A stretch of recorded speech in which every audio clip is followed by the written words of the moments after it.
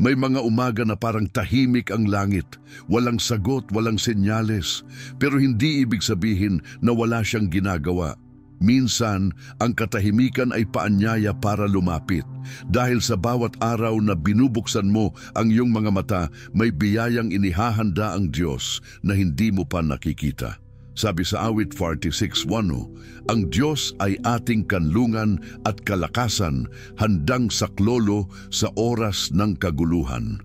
Hindi mo kailangang maintindihan ang lahat para maramdaman ang presensya niya. Sa sandaling ito, iwan mo muna ang ingay ng mundo. Ihanda mo ang puso mo. May kapangyarihang bababa ngayon at ito ang magpapatibay sa iyo sa buong maghapon. Lumapit ka. Simulan na natin. Minsan sa tahimik na sandali ng umaga, may pakiramdam kang tila may kulang. Hindi ito gutom sa katawan, kundi uhaw sa presensya ng Diyos. At ngayong naririto ka, hindi ito aksidente. Tinawag ka ng Panginoon, may mensahe siya para sa puso mo. Ang bawat paghinga mo ngayon ay patunay na may layunin pa ang Diyos sa iyo. Hindi ka iniwan, hindi ka nakakalimutan. At sa oras na ito, gusto ng Diyos na maramdaman mong kasama mo siya. Ngayong umaga, hayaan mong ang kanyang salita ang maging ilaw ng landas mo. Sa Kawikaan 3:5-6, magtiwala ka sa Panginoon ng buong puso mo at huwag kang manalig sa sariling kaalaman. Alalahanin mo siya sa lahat ng iyong mga lakad at ituturo niya sa iyo ang tamang daan. Kay gandang panghawakan nito habang sinisimulan mo ang araw mo. Hindi mo kailangang alalahanin ang mga susunod. Sa harapan ng Diyos, sapat na ang ngayon. Dahil ang lakas na kailangan mo, hindi mo kailangang hanapin sa labas. Nasa presensya niya ito. At ngayon, ipaparamdam niya ito sa iyo. Sabihin mo sa Kanya sa iyong puso, Panginoon, kausapin mo po ako ngayon. Isulat mo rin sa comments, Panginoon, ikaw ang lakas ko sa araw na ito. At huwag mong kalimutang mag-subscribe para araw-araw marinig mo ang boses ng Diyos sa bawat panalangin. Tahimik mong buksan ang puso mo ngayon, sapagkat ang panalangin ay magsisimula. Tahimik na lumapit, ilagay mo ang kamay mo sa puso mo. Hindi aksidente na narito ka. Sa dami ng gulo sa mundo, sa dami ng ingay, ngayon lang marahil nagkaroon ng ganitong katahimikan na para sa Diyos lang. Walang ibang hinihiling ang Panginoon ngayon, kundi ang makausap ka. At hindi siya nagsasawa, hindi siya nagkukulang, hindi siya nalalayo. Sa panahong ito, sa sandaling ito, ito ang panalangin na magpapabago sa daloy ng buong araw mo.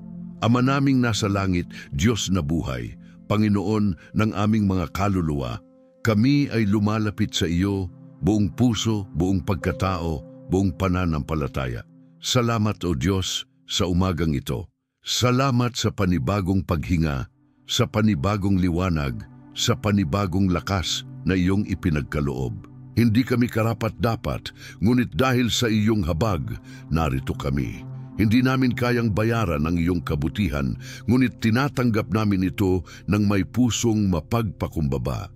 Sa bawat pintig ng aming puso, naway maramdaman namin ang iyong pagyakap.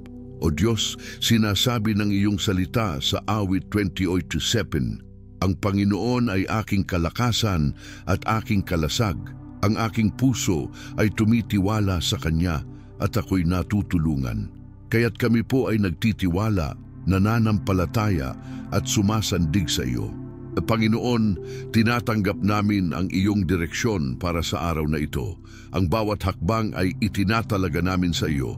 Lahat ng aming desisyon, trabaho, pakikisalamuha sa ibang tao, ikaw ang mamuno. Sa bawat pagharap sa hamon, ikaw ang magsalita sa pamamagitan ng aming mga bibig. Sa bawat pagkakataong kami manghihina, palakasin mo kami. Sa bawat sandaling kami mag-aalinlangan, paalalahanan mo kami na ikaw ang Diyos ng katiyakan. Diyos, ikaw ang una naming tinatawag ngayong umaga. Hindi ang problema, hindi ang balita, hindi ang takot. Ikaw ang tinatawagan namin sapagkat sa iyo nagmumula ang kapayapaan na hindi kayang ibigay ng mundo. Ipinapanalangin namin ang aming pamilya na sana'y yakapin mo sila ng iyong proteksyon. Ang aming trabaho na sana'y maging daan ito ng pagpapala. ang aming katawan na sana'y patatagin mo, pagalingin, palakasin. Sa mga may sakit, O Diyos, hipuin mo ang kanilang katawan. Sa mga nawawala ang loob, O Diyos, ibalik mo ang sigla. Sa mga naguguluhan, O Diyos, maging linaw ka. Panginoon, patawarin mo po kami. Alam mo ang aming mga kahinaan, alam mo ang aming mga pagkukulang, ngunit alam din namin na higit pa roon ang iyong awa. Hindi mo kami sinusukuan, hindi mo kami tinatalikuran, sa kabila ng lahat pinapatawad mo kami. Salamat sa krus, salamat kay Jesus, salamat sa dugo niya na bumura ng lahat ng kasalanan namin. O Diyos, inaanyayahan ka namin ngayon sa aming puso, sa aming tahanan, sa aming isip. Pumasok ka, pumagitna ka, mamuno ka. Hayaan mong ang lahat ng bagay sa araw na ito ay mapuno ng iyong kapangyarihan. Sa mga takot na hindi namin masambit, ikaw ang maging lakas. Sa mga panalangin na tahimik naming iniluluha, ikaw ang tumugon. Sa mga salitang hindi namin mahanap, ikaw ang magsalita para sa amin. Ang Espiritu ng Diyos ay narito ngayon. Gumagalaw siya sa bawat nakikinig. May binubuksan siyang pinto, may tinatanggal siyang bigat, may pinapalitan siyang direksyon. Ito ang panahong sinasabi ng Diyos, Anak, hindi mo kailangang dalhin lahat mag-isa. Ako ang Diyos mo. Ako ang sasalo. Ako ang kikilos. Sinasabi ng Salmo 55:22, Ihambing mo sa Panginoon ang iyong pasan at siya ang aalalay sa iyo. Hindi niya kailanman pababayaan ang matuwid. Kaya't ngayon, Panginoon, hinahambing namin ang lahat sa iyo. Lahat ng pasanin, lahat ng alalahanin, lahat ng hindi namin maunawaan, sa iyo po namin inilalagak. Diyos na tapat, kami nagpupuri sa iyo. Pinapapurihan ka namin hindi lang sa sagot, kundi sa katahimikan. Pinapapurihan ka namin hindi lang sa himala, kundi sa bawat araw na binibigyan mo kami ng lakas na magpatuloy. Salamat sa pagsama mo. Salamat sa pagkilos mo kahit hindi namin nakikita. Salamat dahil sa iyo, ang araw na ito ay hindi basta-basta lang. Ito ay banal. Ito ay may layunin. Ito ay may kasamang kapangyarihan mula sa langit. At ngayon, habang kami tahimik na nakikinig sa tinig mo, naway magpatuloy ang pagdaloy ng iyong presensya. Hipuin mo ang puso ng bawat nanunood ngayon. Palakasin mo ang kanilang loob. Iangat mo ang kanilang pananampalataya. Patunayan mo sa kanila na ang iyong pangako ay totoo, na ang iyong salita ay buhay, at ang iyong pag-ibig ay walang hanggan. Sa pangalan ni Jesus, pinapahayag namin, ang araw na ito ay hindi magiging ordinaryo. Ito ay araw ng pabor, araw ng direksyon, araw ng biyaya, araw ng katagumpayan. Ikaw ang lakas namin, Panginoon. Ikaw ang pag-asa namin. Ikaw ang aming Diyos magpakailanman. Amen. Ngayon, kung ramdam mong kinausap ka ng Diyos sa panalangin na ito, isulat sa comments, Amen. Ibahagi ang panalangin sa isang taong alam mong nangangailangan ng pag-asa. At kung gusto mong araw-araw kang lumakad sa presensya ng Diyos, pindutin mo ang subscribe ngayon. Magkita tayo bukas, pero ngayong araw, mararamdaman mo kung gaano kalapit ang Diyos sa iyo. Ngayon, tahimik tayong lumapit. Habang sariwa pa ang panalangin sa ating puso, may nais akong ikuwento sa iyo. Isang kwento ng isang taong gaya mo, nakaramdam ng panghihina, nilapitan ng problema, ngunit nakaranas ng tunay na forsa ng Diyos. Ito'y hindi lang kwento ng tagumpay, kundi kwento ng pananampalatayang humugot ng himala sa langit. Ang pangalan niya ay Haring Hezekias, isang hari na hindi lang makapangyarihan sa politika, kundi isang taong may pusong nakaayon sa Diyos. Ngunit kahit siya'y matuwid, hindi siya ligtas sa pagsubok. Dumating ang araw na nagkasakit siya ng malubha. Dumating si Propeta Isaias sa kanya at naghatid ng mensahe mula sa Diyos, ipag-ayos mo na ang iyong sambahayan sapagkat mamamatay ka at hindi nagagaling. Isang sentensya ng kamatayan, isang salita na para bang sumira ng lahat ng pag-asa. Isipin mo ang mararamdaman ni Hezekias sa sandaling iyon. Isang matuwid na hari, isang lingkod ng Diyos. Ngunit bakit ganoon ang mensahe? Sa halip na tumutol o magreklamo, lumingon si Hezekias sa dingding ng kanyang silid at tahimik na nanalangin. Hindi siya tumakbo sa kanyang mga hukbo. Hindi siya umasa sa kayamanan ng kaharian. Lumingon siya sa Diyos lang.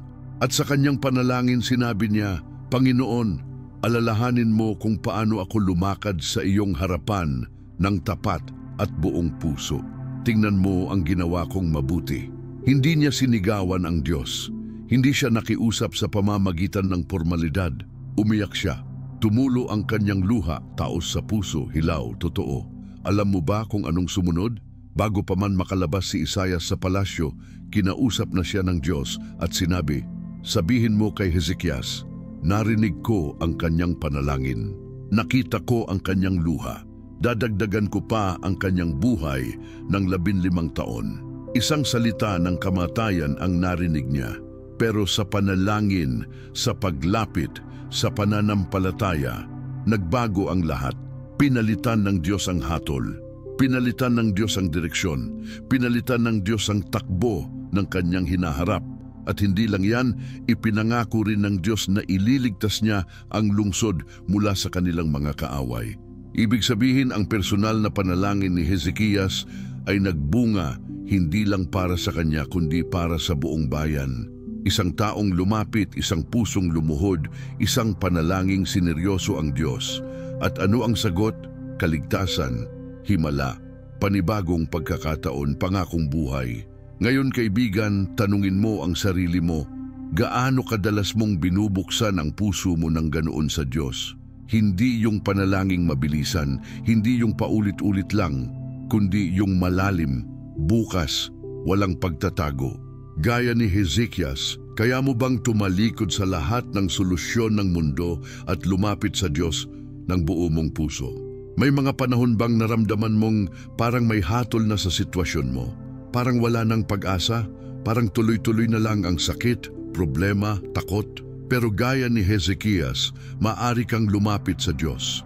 Maaari kang humarap sa dingding at sabihin sa Diyos, Panginoon, alalahanin mo ako. Kasi alam mo, hindi kailanman manhid ang Diyos sa ating mga luha. Hindi siya bingi sa ating daing. Hindi niya tatalikuran ang pusong dumadaing sa Kanya. Sa Kanyang oras, sa Kanyang paraan, gagalaw siya. Hindi man palaging instant, pero siguradong tugon. Minsan sa anyo ng kapayapaan, minsan sa direksyon, minsan sa himala. Pero siguradong darating. At gaya ng ginawa niya kay Hezekias, kayang-kaya niyang dagdagan ang iyong buhay, hindi lang sa bilang ng taon, kundi sa kalidad ng bawat araw mo. Kayang-kaya niyang iangat ka mula sa higaan ng kawalang pag-asa, papunta sa panibagong lakad ng katagumpayan. Hindi ito tungkol sa pagiging perpekto. Hindi ito tungkol sa kung ilang taon ka ng Kristiyano.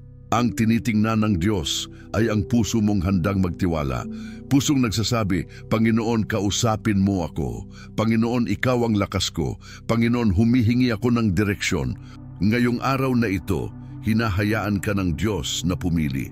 Gusto mo bang ipagpatuloy ang araw mo sa sarili mong lakas?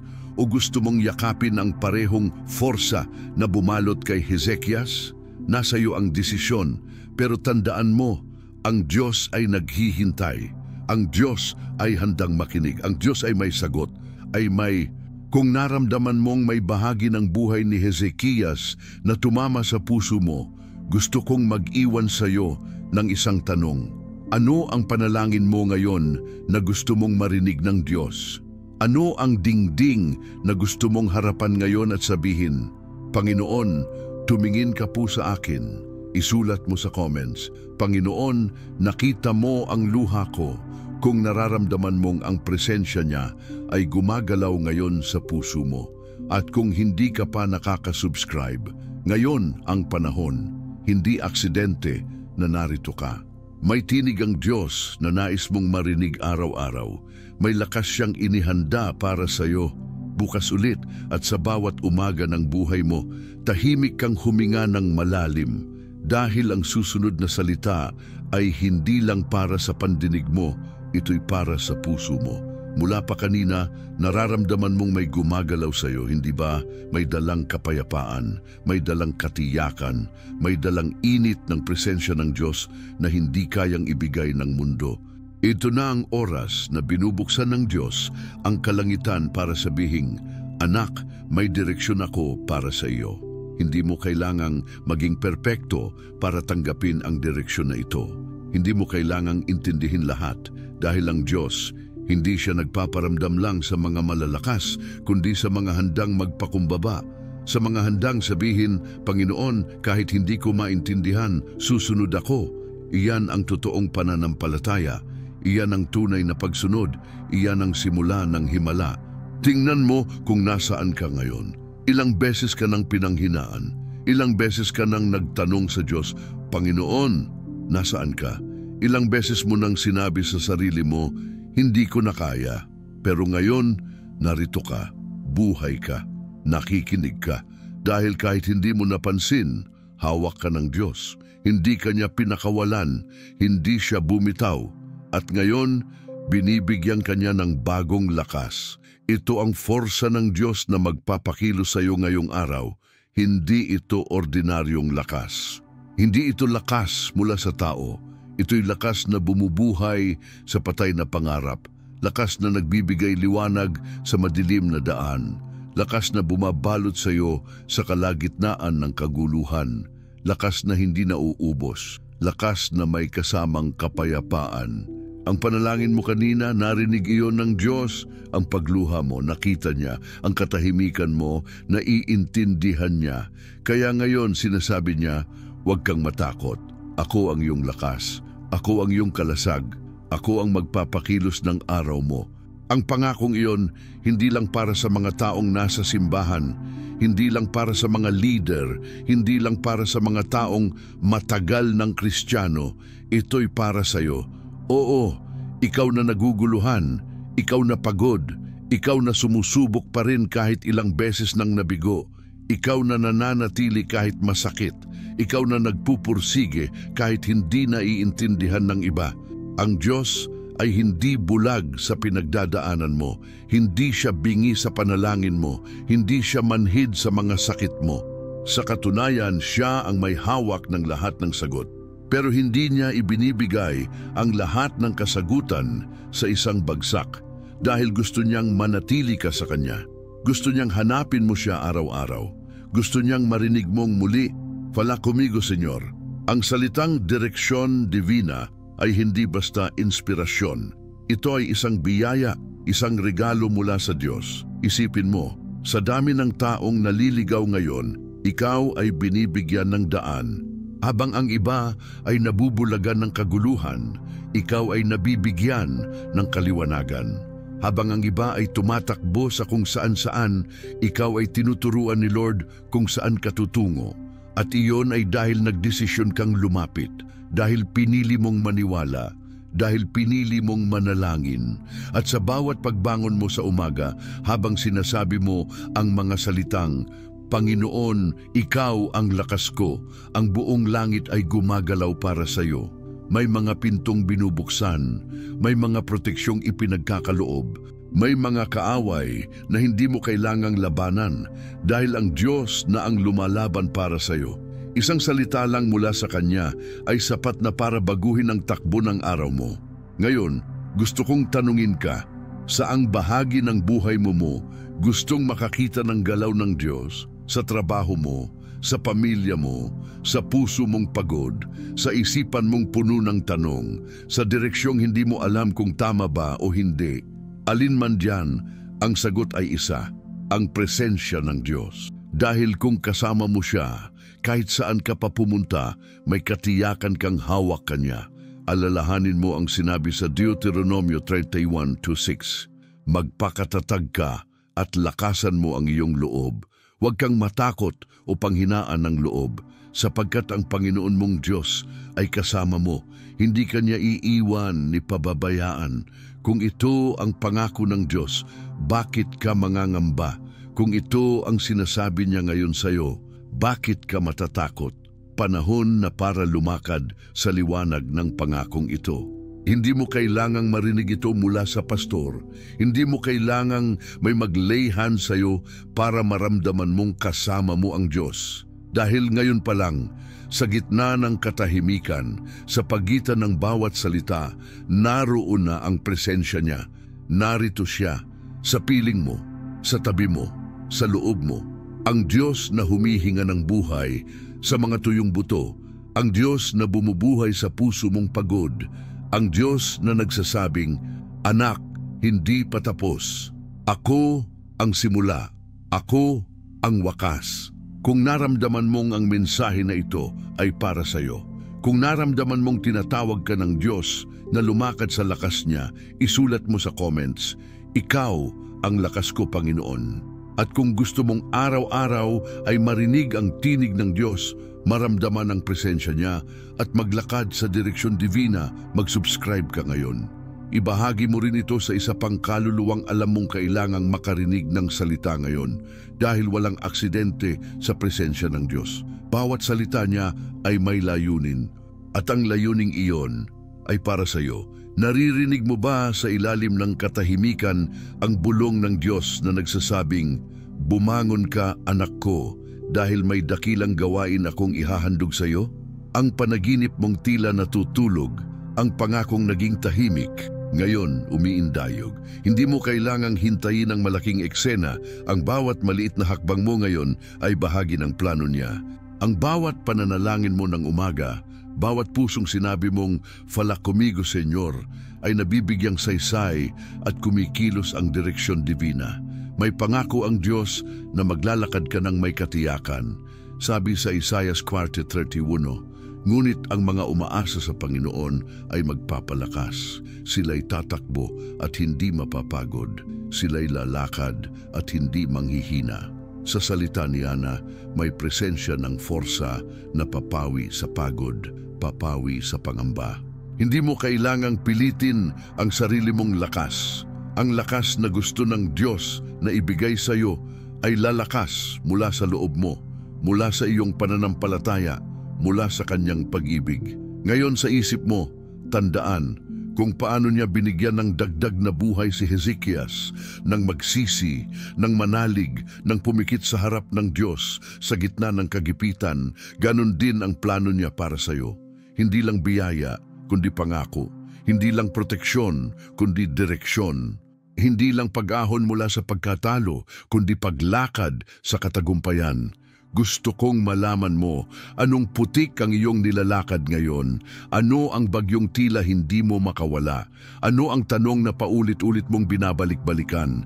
Hindi mo kailangang lihim-lihim ito. Hayaan mong pakinggan niya.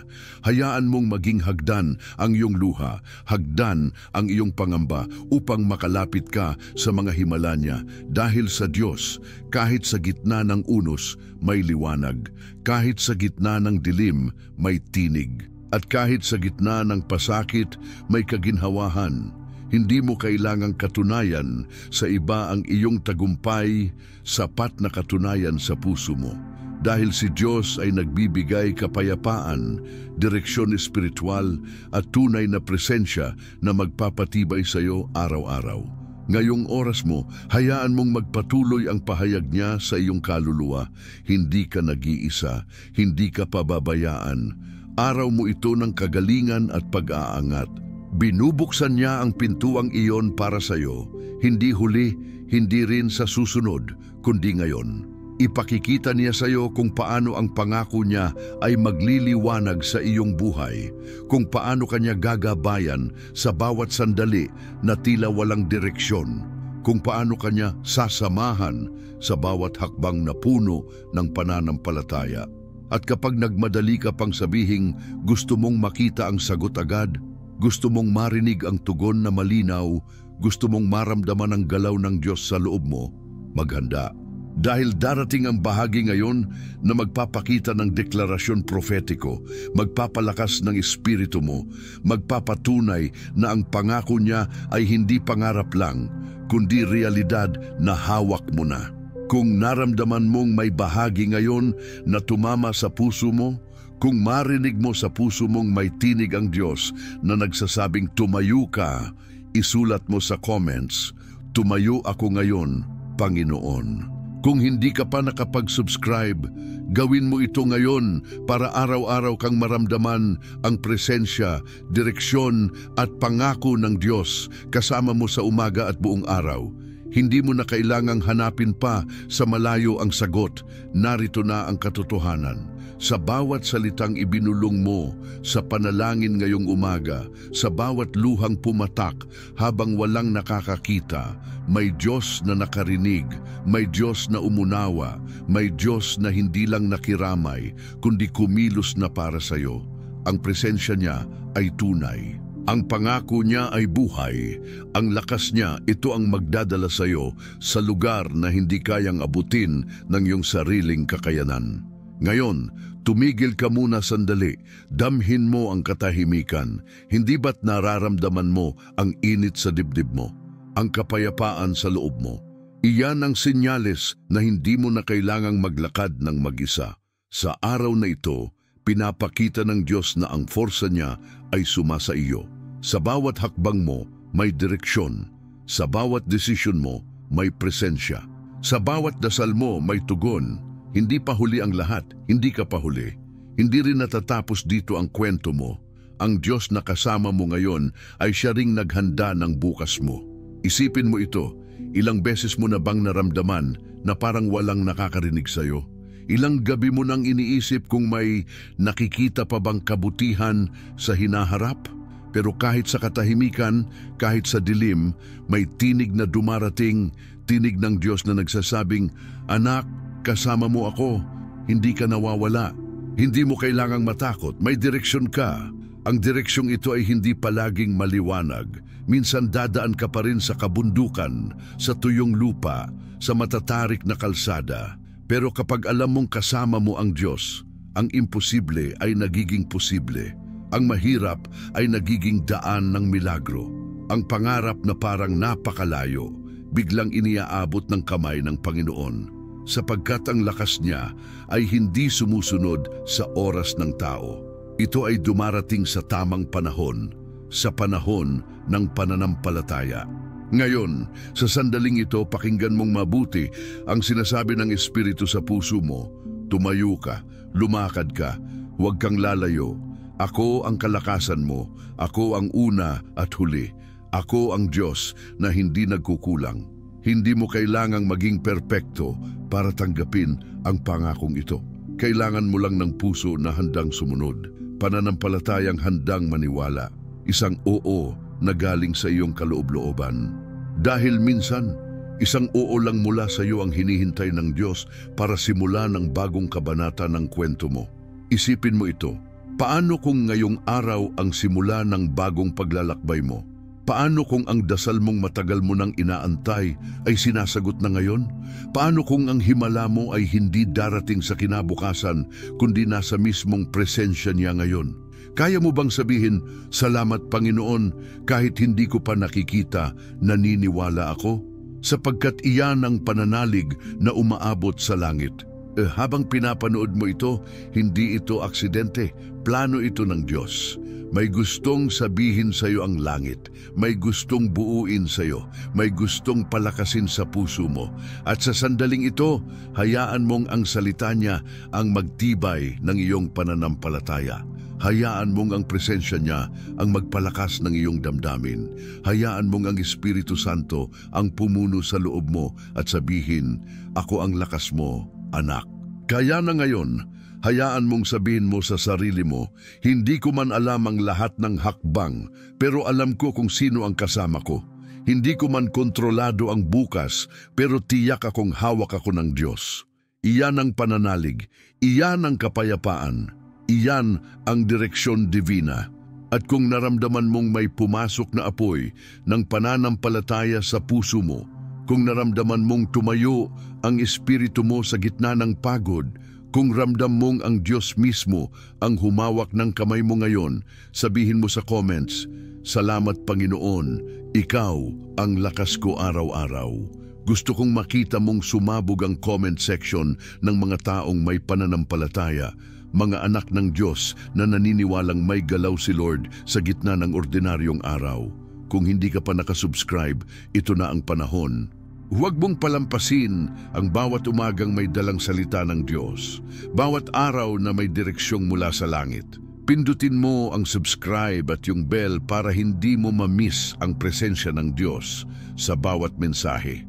At ngayon, may video na lalabas dito sa screen. Ito ang susunod mong hakbang.